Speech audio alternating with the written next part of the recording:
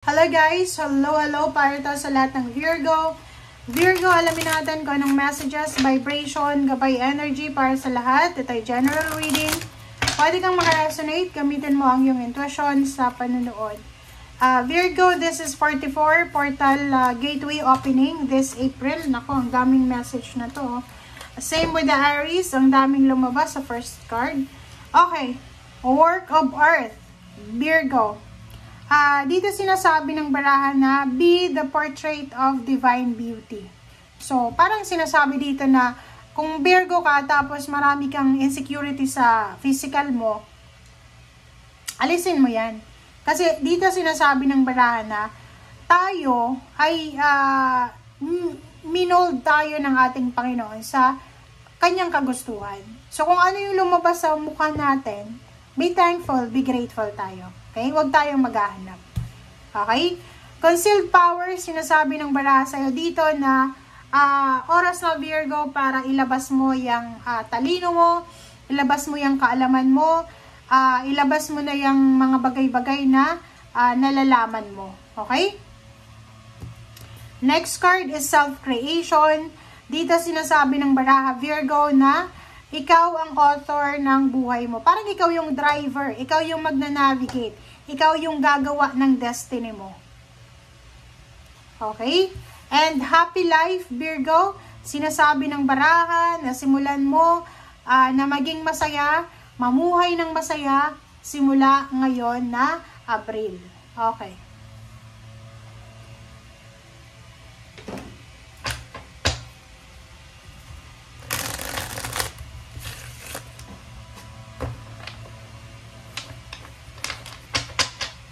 Okay, Virgo.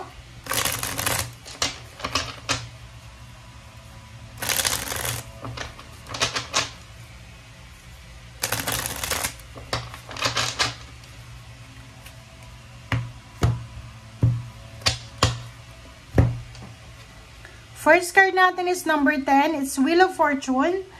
Dito sinasabi ng baraha Virgo na simula ngayong Abril, kahit panoorin mo yung April 1 to 15, talagang sinasabi sa'yo dito Virgo na isa ka sa mga zodiac signs na may papasok na swerte, good luck, progress, change, good fortune sa buhay mo. So, kung ano man ang meron ka sa ngayon, iikot yung Wheel of Fortune ng 360 degrees para ibigay sa'yo yung good luck and good fortune na talagang deserve mo. Okay, next card natin is Two of Earth.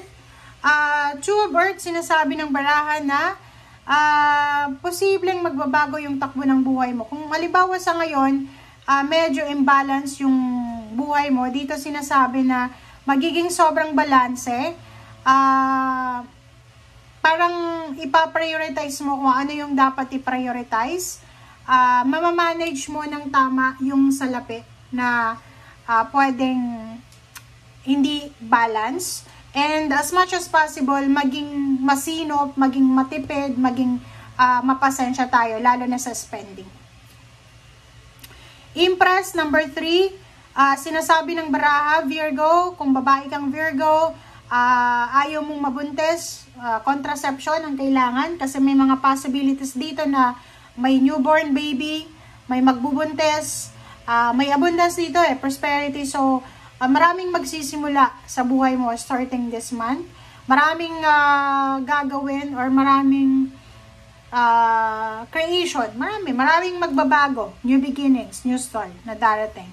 Pwedeng health, pwedeng may magda-diet, may magpapapayat, may magpapataba, parang ganun. So, health, health change, parang ganun. Lifestyle change. Zero the Dreamer, beginning, believing, protected. So, dito sinasabi ng baraha, Virgo, na may magsisimula talaga sa buhay mo. This one is a manifestation, creation, abundance, beginning, believing, protected. So, kung ano man tong plano mong gawin, Virgo, kung ano man tong sisimulan mo, huwag kang mag-alala, huwag kang matatakot, dahil ikaw ay protected ng kung ano man itong ginagawa mo or kung ano man itong plano mo, you are protected and guided by your guides and angels. Next card is Six of Air. Sa buwan ng Abril, nakikita ko na makakaramdam ka ng rainbow of hope, diba? Parang ganun, pag-asa, relief, makakahinga ka ng maayos, and nakikita ko sa'yo dito na you're starting a new journey, new life, new beginnings. And dito naman sinasabi ng baraha sa'yo na this April, maraming kang marirealize, maraming papasok sa isip mo, Virgo, na pwedeng magdala sa'yo ng realization.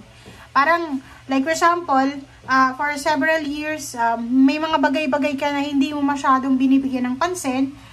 But this April, nakikita natin dito na marami kang ma-appreciate, marami kang maiisip na, ganito pala, kaya pala nangyari yon kasi ganito, ganyan, ganito. Okay? Okay. So, next card natin is Three of Fire. Nakikita natin dito yung expansion ng goals, ng vision. Pwedeng naghihintay ka ng pagkakataon, pwedeng 3 months ka ng unemployed, or pwedeng 3 years ka ng naghihintay. Dito sinasabi na on the way na siya. Okay, konting pasensya kasi parating na diba? Next card is Four of Air. Sinasabi ng barahan na, while for example, if you're waiting, if you're on a vacation, nasa probinsya ka ba or nasaan ka mang sulok ng bansa, during Holy Week season, dito sinasabi na spend time meditating, spend time relaxing, praying, and reflecting. Okay, next card is Queen of Earth.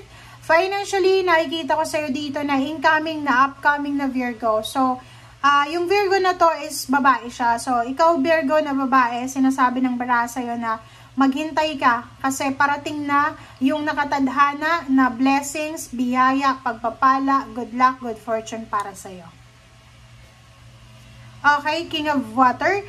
If you're single Virgo, sinasabi ng baraha, ihanda mo din yung sarili mo dahil hindi lang pera yung parating sa'yo, pwedeng dumating din ay love life. Pwedeng may dumating na tao na hindi lang pera ang i-offer sa'yo, kundi love life din. Okay? Next card natin is Four of Earth.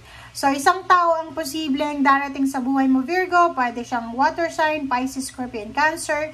And tutulungan ka niya para makapag-ipon ng pera or tutulungan ka niya para makapagsimula ng bagong buhay, financial. So, this one, nakikita ko sa'yo dito, may mga Virgo kung single ka, posibleng makapag-asawa ka ng mayaman na tao, pwedeng makapag-asawa ka din ng financially stable na individual.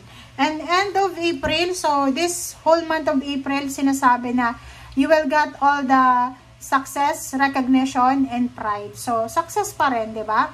Sinasabi ng baraha dyan sa'yo, Virgo, na ano man ang sitwasyon mo sa ngayon, hindi yan yung final outcome. So, ano lang, laban lang kasi kailangan mong magpasensya kasi parating pa lang siya diba? Kasi tayo, kanya-kanya tayo ng ng time frame, ng success. So, minsan may nauna, minsan may nahuli. So, yung para sa'yo ay parating pa lang. So, thank you guys for watching. Bye!